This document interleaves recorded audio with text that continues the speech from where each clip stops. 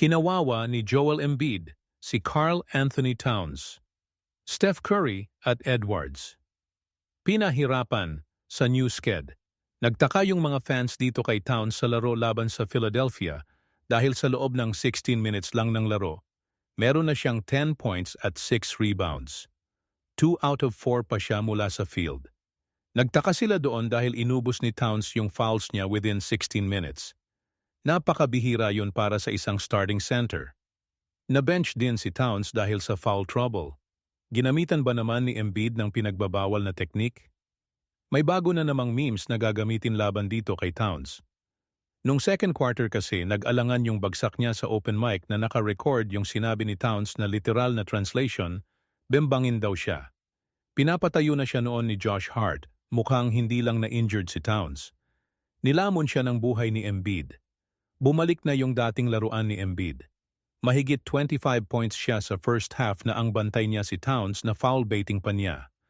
Third quarter lang, 4 na ang foul ni Towns galing kay Embiid. Siya din kasi yung nakapag-foul out dito kay Towns sa laro sa 5 minutes mark ng last quarter. And 1 play pa ni Embiid. 4 na sunod na laro na merong 30 or more points itong si Joel Embiid laban sa Knicks.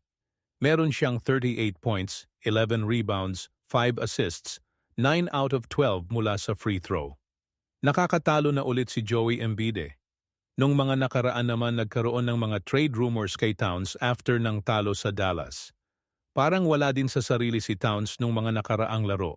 Laging nasa bingit ng graduate si Towns sa 4 na laro bago yung laban nila sa Brooklyn na nakalaro siya noon ng 20 minutes na meron naman siyang 14 points, 8 rebounds at 3 assists.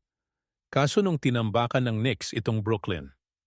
Mula din nung tinawag siya ni Draymond na soft, naging target din si Towns ng mga fans kahit mga player, lalo na si Dillon Brooks na tina-target si Towns and aasa rin sa laro. Pumapatol pa naman si Towns. Nabiktima rin si Towns ng mga trade rumors lalo na yung fake post tungkol sa trade sa Memphis na ginawan pa ng mga article ng mga sports website. Na agad naman sinagot yon ng team president ng Knicks na si Leon Rose na hindi nila iti-trade si Towns this season. Iintayin ng Knicks na matapos yung taon bago mag-decide kay Towns.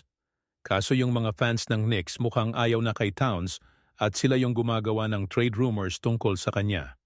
Best timing kasi para sa Knicks na makapasok ulit ng conference finals at kung suswertihin until finals. Dahil wala yung Milwaukee Bucks, wala din yung Indiana Pacers. Yung Boston si Jaylen Brown lang ang nagdadala noon. So far, nagiging threat ulit yung Philadelphia sa East dahil si Embiid bumabalik na yung health status niya. Nakakatalo na ulit ng mataas eh. Huwag lang din makakalaban ng Sixers si Tatum at yung Boston. May pag-asa silang umangat sa playoffs noon. Na-cancel naman yung game ng Golden State at Minnesota dahil sa shooting incident na nangyari sa Minneapolis. Para sa safety ng mga player, nilipat yon sa susunod na araw. Critical din ang next 2 games para sa Golden State. Teka, parehas pala yon sa Minnesota at sa Golden State dahil kung sino ang matalo sa kanila ng dalawa, isa sa kanila yung babagsak sa standing. Dahil magiging back-to-back game kung sakali yun sa Minnesota. Hindi inilipat yung isang schedule. Mostly kasi ang ginagawa ng NBA kapag postpone game, ililipat lang ng ilang araw. Dahil magkasunod na game at home court naman din pareho ng Minnesota. Tinuloy nila na maging back-to-back game na. Wala pa namang sinasabi kung ililipat yung isang schedule.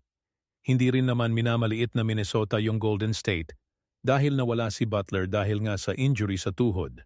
Si Kuminga wala din dahil sumasakit yung tuhod. May problem din ang Minnesota sa second unit. Mukhang na-injured pa si Naz Reid. Wala namang report na out siya sa laro. Nasa 4-game losing streak din ang Minnesota. Ang Golden State naman habang naghihintay ng kapalit ni Butler, andun pa naman si Steph. Makakagawa pa rin umano ng paraan si Steve Kerr na makakita ng combination para manalo. Ito nabasa ko lang sa article na dahil yung Golden State tinatawag na short-handed yung team nila. Kulang sila ng 2 player pero meron silang mga backup. Kaso nga lang, small ball lineup pa rin ang inilalaban nila sa mga team na merong 2 or 3 7-footer. Parang naging literal na short-handed yung Golden State. Kasi ang ginamit nila versus Dallas last game si Draymond yung center. Si Gary Payton the set yung power forward eh.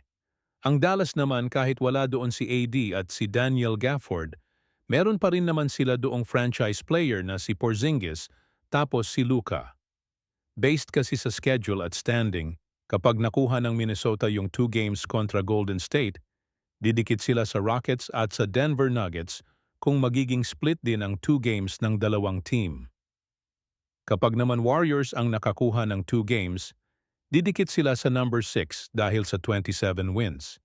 At baka makapag-isip si Paul George Mike Dunleavy na ituloy na maghanap ng isang player na kasama ni Steph dahil sa sinabi niyang hindi nila gagamitin yung kanilang mga first rounder kung walang kapalit na bigating player.